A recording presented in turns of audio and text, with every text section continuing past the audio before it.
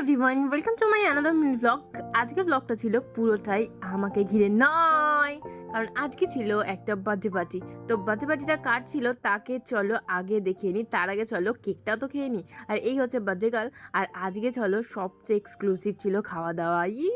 আজকে ছিল দেখো দুটো ফিশ ফ্রাই, একটার বদলে দুটো। আমার নাকি ডায়েট চলছে, আমি নাকি জিম করছি, আর সেখানে গিয়ে দুটো ফিশ ফ্রাই খেয়ে ফেলছি।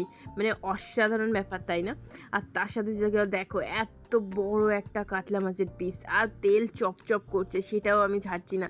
এত বড় বড় মাটন, আর তাতেও দেখে নাও পুরো তেলের পরদ একদম চপচপ করছে, আর সেইটাও আমি খাওয়ার জন্য হামলে পড়েছি। আর এই আলুটা দেখো একটু শক্ত ছিল, সেটা হতেই পারে, দু একটা আলু এরকম শক্ত থেকেই যায়।